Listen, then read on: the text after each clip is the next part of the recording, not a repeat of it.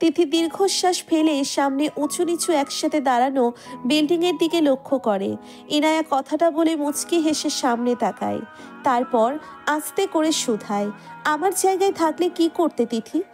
খুব ডিফিকাল্ট হয়তো, তারপরও তাকে সুযোগ দিতাম, কারণ ভালোবাসার ক্ষেত্রে আমার আত্মসম্মান একেবারেই নেই। কথাটা বলে তিথি হেসে ওঠে। ইনায়া ম্লান হাসল। তিথি এবার ইনায়ার সামনাসামনি বসে শান্ত মুখে প্রশ্ন করে, তাহলে জীবনের লক্ষ্য কি তোমার? নিজেকে ইন্ডিপেন্ডেন্ট হিসেবে গড়ে তুলতে চাই প্রথম, তারপর যদি মনে হয় জীবনে কাউকে দরকার তারপর ভেবে দেখব। তাহলে ভাইকে সেদিন কেন ফিরিয়ে দিয়েছিলে? চকিত দৃষ্টিতে ইনায়া তিথির দিকে তাকায়।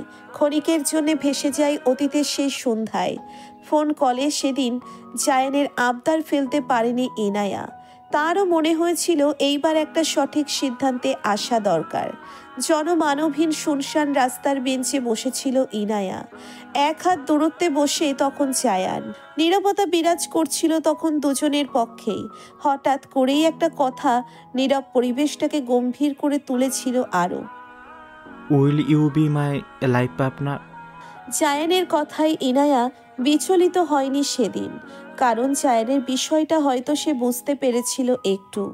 ইনায়ার নিশ্চুপ থাকা মুখে জায়ান পলক ফেলেছিল অনেকক্ষণ। রাতের এই নিস্তব্ধতার মাঝেও তার সামনে বসা রমণীকে তার কাছে এই আধারের গহীন স্তর বলে মনে হয়েছিল। জীবনের প্রথমবার হয়তো জায়ান করিম কারো মতামত শোনার জন্যে এত উতলা হয়েছিল। তাকে ফিরে পেতে চাও? জায়ান অধৈর্য হয়ে জানতে চেয়েছিল। ইনায়া ম্লান হাসির একটাই জবাব, সে আশা রাখলেও সুযোগ দিবে না, কারণ আমি আগুনে পুড়ে যাওয়া দগ্ধ কাঠের কয়লা। আমার কাছে পাওয়ার মতো কিছুই নেই। আমারও ইনায়া নিশ্চুপ হয়ে গিয়েছিল তখন। রাত জাগা নিশাচর পাখিগুলো যেন আশেপাশ থেকে করুণ কণ্ঠে ডেকে উঠেছিল বারংবার। রাতের আধারের মতোই সেদিন জায়ানের মুখ ঘন আধারে ছেয়ে গিয়েছিল। সেই সাক্ষাতের জায়ানের শেষোক্ত একটা কথা আজও ইনায়ার কানে ভাসে। তোমাকে জোর করবো না হরিণী, জোর করে তোমার জীবনে ঢুকবো না। সব বলে যদি তার হতে চাও তাহলে বাধা দিব না, কিন্তু কথা দিলাম কখনো নিঃস্ব একাকী তুমি আমার কাছে আসো, তাহলে একমাত্র মৃত্যু ছাড়া কেউ তোমাকে আমার থেকে আলাদা করতে পারবে না। চাপা দীর্ঘশ্বাস ফেলে অতীতের সেই ঘটনা থেকে বেরিয়ে আসে ইনায়া। চুপচাপ পরিস্থিতি। তিথিও আর কিছু বলে না। নীরবতায় ছেয়ে যায় পুরোটা সময়। ইনায়ার বিপরীতে 14 মাইল দূরেও নাভানের একই অবস্থা। নিজের মিনি ছাদে বসে তার চোখেও আকাশে নিবদ্ধ হয়ে আছে। তার ভিতরে এখন শুধু আফসোসের ঘন্টা বেজে যাচ্ছে। ইস, কেন হলো এমন? ছাদে রাখা টবের গোলাপ গাছটায় একটা হলুদ গোলাপের দেখা গিয়েছে। নাভান হাত বাড়িয়ে ছই সেটা। তবে কি তার হলুদ গোলাপ খুব পছন্দের? আচমকা পিঠে কেউ হাত রাখায় পিছনে ফিরে নাভান। সোহানা মির্জা তার ভঙ্গিতেই বসে আছেন।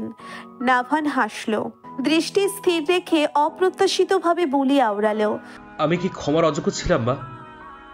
সে একবার বিশ্বাস করতো আমি তাকে পৃথিবীর সবচেয়ে সুখী মানুষের তালিকায় রাখতাম। সন্ধ্যায় কাক ভেজা হয়ে ঘরে ফিরেছিল নাভান। কারোর সাথে কোনো টুস শব্দ না করে রুমে এসে খিলি দিয়েছিল। তিনি ভাবলেন এতদিনের অভিমান অভিযোগ একদিনে ভাঙবে কি আর? সময় তো লাগবেই। কিন্তু মাঝরাতে নাভানকে এইভাবে বসে থাকতে দেখে অবাক হয়েছেন তিনি। মনের ভিতর প্রচুর প্রশ্ন, তারপরও চুপচাপ হয়ে রইলেন। খানিকক্ষণ বাদে নাভান শান্ত গলায় বলে ওঠে, ইনায়া ডিভোর্স পেপারে সাইন করে দিয়েছে মা। আমাকে একবারও প্রিপ করার সুযোগটাও দিল না। দিলে কি ক্ষতি হতো? হ্যাঁ, পাপ করেছি, কিন্তু আমি এতই ক্ষমার অযোগ্য? আমার ভেতরটা জ্বলে যাচ্ছে, শান্তি পাচ্ছি না। সোহানা মির্জা চমকালেন। নাভানের শেষের কথাটা খানিক বেজে আসছিল। ভেজা কণ্ঠে মায়ের কাছে এক প্রকার অভিযোগ ছাড়ল নাভান। সোহানা ছেলের ভাঙা মুখটার দিকে তাকিয়ে নিজেকে মনে মনে চর কষলেন।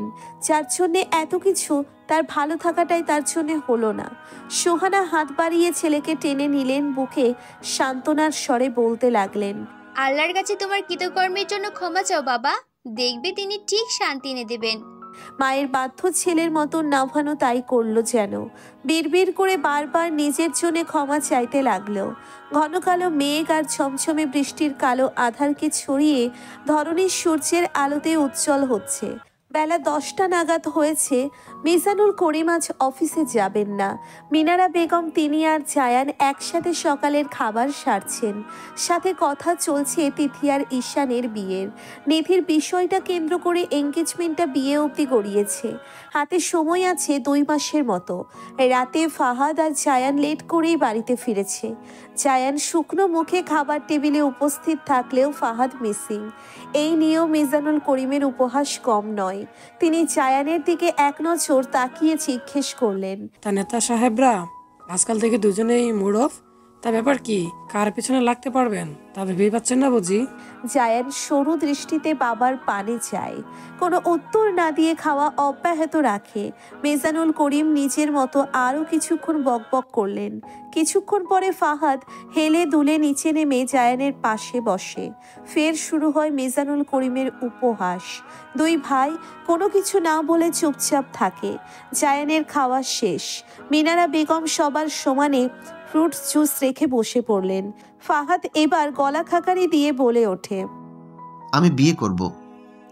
মিজানুল করিম জুসটা গিলতে গিয়েও ফেলে দিলেন। হতবাক হয়ে তাকালেন ছেলের দিকে। জায়ানও অবাক। বিয়ের মতো সিদ্ধান্ত ফাহাদ হুট করে নিয়ে নিল। মিনারা বেগম একটু খুশিই হলেন। এই যাত্রায় ছেলের মন তাহলে সংসারে ঢুকলো। মিজানুল করিম মুখ বাঁকিয়ে বললেন, তাহলে এতদিনে বুঝলে ওইসব গার্লফ্রেন্ড দিয়ে জীবন চলে না? যাক, এতদিনে নেতার মতো সিদ্ধান্ত নিলে। তা মেয়েটাকে তোমার ওই ফাউল বান্ধবীগুলো নয় তো? মিনারা বেগম এবার চটলেন। তিনি হিসিয়ে বলে উঠল, তুমি চুপ করো। তা ফাহাদ মেয়েটা কে? নাম বল। তাদের পরিবারের সাথে আমরা আজই দেখা করব। সবাই ফাহাদের মুখে জিজ্ঞাসা মুখে তাকিয়ে থাকে, শুধু জায়ান ব্যতীত। সে খুশি মতো জুসের গ্লাসে মুখ দিয়েছে। ফাহাদ শুকনো একটা ঢোক গিলে জোরে নিঃশ্বাস ফেলে গটগট করে বলে উঠল, নিধি, আমি নিধিকে বিয়ে করব। খাবার টেবিলে যেন বিস্ফোরণ ঘটালো ফাহাদ। মিজানুল করিম আর মিনারা বেগমের মুখ অনেক গম্ভীর, ঘন কালো হয়ে আসলো। জায়ান আগের মতোই জুসটা খেয়ে টিস্যু দিয়ে মুখ মুছে নেয়। সে যেন জানতোই মেয়েটা নিধিই হবে। মিনারা বেগম আতকে উঠেছেন এক প্রকার। চোখ মুখ ঘন অন্ধকার করে জিজ্ঞেস করলেন, তোর মাথা ঠিক আছে তো? কি বলছিস সেই সব? হ্যাঁ, মাথা থেকে এসব বের কর শীঘ্রই। ফাহাদের আর খাওয়া হলো না। দাঁড়িয়ে পড়ে মাথা নত করেই, নিচে দৃষ্টি রেখে শান্ত গলায় বলে, বাবা, আমি ভেবেচিন্তেই বলছি। নিধির সাথে এমনটা হবার আগে থেকেই আমি তাকে পছন্দ করি। আশা করছি এতে তোমার কোনো আমত হবে না। কথাটা বলেই ফাহাদ গটগট পায়ে বাইরে চলে যায়। জায়ান তো খুশি। এতদিন ভাই আসলেই কাজের কাজ করেছে, কিন্তু তাড়াহুড়োটা জলদিই হয়ে গেছে। নিধির মনেরও তো একটা অবস্থা বুঝতে হবে। জায়ান সামনে দৃষ্টি করে তার বাবা মায়ের দিকে। মিজানুল করিমের মুখ দেখে সেই ভাবান্তর হলো না। তিনি এখন স্বাভাবিক আছেন, কিন্তু মিনারা বেগম মাথায় হাত দিয়ে রয়েছেন। জায়ান বড় একটা দীর্ঘশ্বাস ফেলে। তা মা যে 90 দশকের শাশুড়ির রোল করবে তা নির্ঘাত। নিধিকে বাড়িতে নিয়ে আসা হয়েছে 5 দিন হলো। মেয়েটা একেবারে ঘর কোনো হয়ে আছে। কারোর সাথে তেমন কোনো কথাই তার বলা হয় না। একেবারে চুপচাপ থাকে। খাবার বেলায় সোহানা বা নিপাকে জোর করে খাওয়াতে হয়। মির্জা বাড়ির লোকেরা অনেকটাই চুপসে রয়েছে। অন্যদিকে নাভানেরও একই হাল। দিন রাত আল্লাহর কাছে দোয়া চায় নিজের কৃতকর্মের জন্যে। তবু সোহানা নাভানকে নিয়ে অতটাও চিন্তিত নয়। সে অ্যাডাল্ট, নিজেকে সামলাতে শিখে নিবে নিশ্চয়ই। নিধি ঘরের সাথে লাগোয়া ব্যালকনিতে বসেছিল। শিউলি ফুলের গাছের দিকে নজর তার।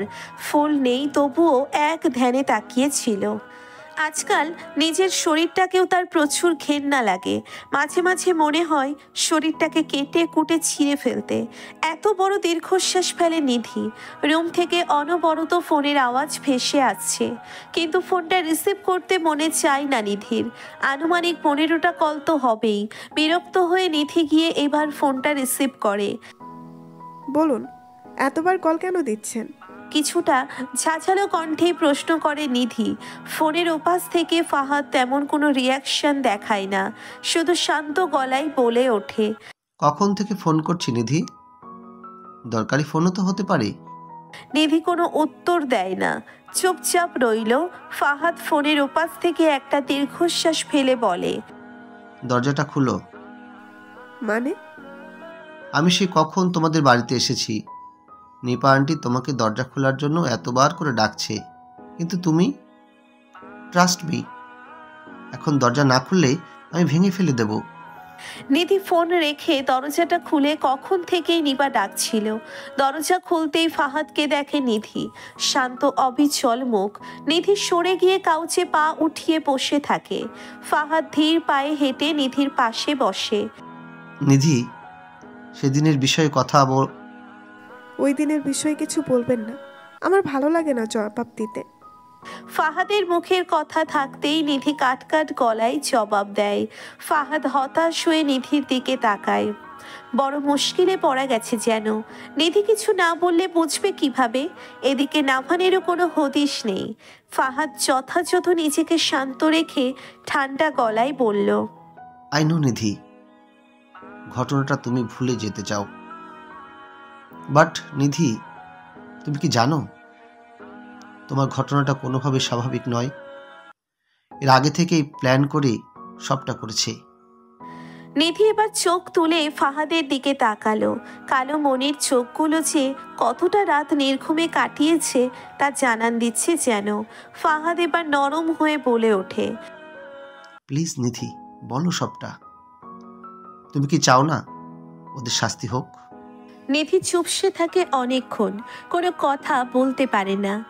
ফাহাদ নিধির হাত ধরে রিকোয়েস্ট করে। নিধি চোরা চোখে একবার ফাহাদের দিকে তাকিয়ে মলিন কণ্ঠে বলে ওঠে, বিকালের পরপরই সেদিন আশাদের বাড়ি থেকে বের হয়ে সিএনজি করে বাড়ির দিকে রওনা দিয়েছিলাম, আর মাঝ রাস্তায় আসতেই লোকটার গাড়ি নষ্ট হয়ে যায়। আমি বাইরে দাঁড়িয়ে ড্রাইভার আঙ্কেলকে অনেকক্ষণ কল করি, উনি ফোন তোলেন না। হঠাৎ কেউ পেছন থেকে আমার নাকে রুমাল চেপে ধরে। তারপর আর আমার কিছুই মনে নেই। জ্ঞান ফিরতেই আমি ওই বাড়িতে নিজেকে আবিষ্কার করি। আর নিধির গলা কেঁপে যায়, আর কিছু বলার মতো সাহস পায় না সে। ফাহাদ আর জোর করে না। নিধি দুহাতে মুখ চেপে ধরে কাঁদতে থাকে। ফাহাদ নিধির পিঠে হাত বুলিয়ে কাঁদতে নিষেধ করে। ওদের কাছে আমি কত আকুতি মিনতি করেছি আমাকে ছেড়ে দিতে, জানেন? শেষ মুহূর্তে জ্ঞান হারাবার আগে আমি আমার মৃত্যু কামনা করেছি পর্যন্ত। ফাহাদ চোখ বন্ধ করে দীর্ঘশ্বাস ফেলে। নিধির কান্না কিছুটা থেমেছে।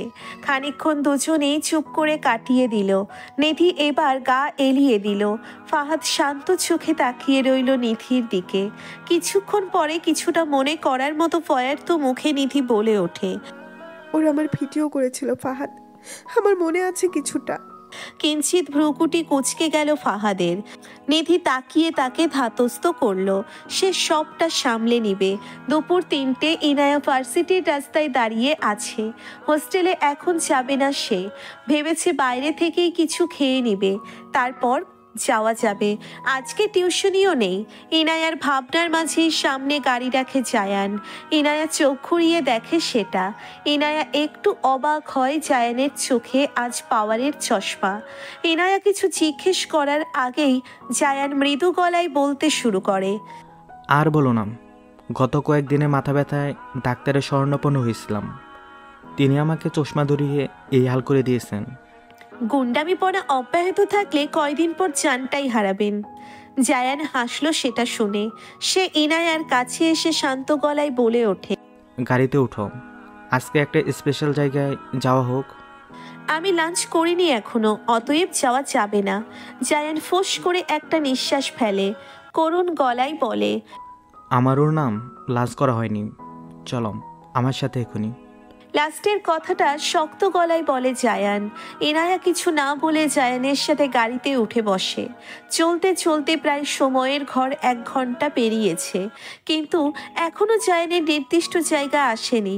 ইনায়া প্রচণ্ড বিরক্ত হয়ে জায়ানের দিকে তাকালো, কিন্তু তার কোনো হুঁশ জ্ঞান নেই। সে এক ধ্যানে গাড়ি চালাতে মগ্ন। সোহার থেকে কিছুটা দূরে একটা রেস্টুরেন্টের দিকে গাড়ি থামাই জায়ান। ইনায়াকে হাতে ইশারা করে নামতে। ইনায়া গাড়ি থেকে নেমে অবাক হয়ে রেস্টুরেন্টের দিকে তাকায়। নেম প্লেটে জলজল করছে গ্রাম পাহাড়ি নামটি। সম্পূর্ণটাই বাঁশের বেত দিয়ে তৈরি, শুধু উপরে রঙিন টিনের ছাউনি। ইনায়া জায়ানের পিছন কাঠের সিঁড়ি বেয়ে উপরে ওঠে। রেস্টুরেন্টের ভিতরের দিকটা খুব আধুনিক, আলাদা আলাদা কেবিন করা এখানে। ইনায়া কিছুটা অবাক হলো ভেতরের পরিবেশ দেখে। বাইরের দিকে বাঁশের বেত হলেও ভিতর দিয়ে তার উপর মাটির প্রলেপ দেওয়া, তার উপর বিভিন্ন রঙের নকশা আঁকা, একদম মাটির ঘরের মতো। জায়ান ইনায়াকে একটা কেবিনে বসিয়ে দিয়ে খাবার অর্ডার করতে যায়। ইনায়া কেবিনটা দেখে পুলকিত হলো অনেক। মেঝেতে মাদুর পাতা, মাঝখানে গোল আকৃতির কাঠের খোদাই করা নিচু সাইজের টেবিল সেট করা। এখানে আসন পেতে বসে স্বাচ্ছন্দ্যে খেতে পারবে। ইনায়া হাসি মুখে সেখানে বসে পড়ে। কেবিনে লাগোয়া ছোট্ট বেতের জানালা দিয়ে বাইরে তাকায়। এই দিকটা অনেক নিরিবিলি। ইনায়া বাইরে এক ধ্যানে তাকিয়ে থাকে। তন্মধ্যে জায়ান কেবিনে ঢোকে ইনায়ার দিকে এক পলক তাকিয়ে তড়িঘড়ি করে বসতে বসতে বলে ওঠে,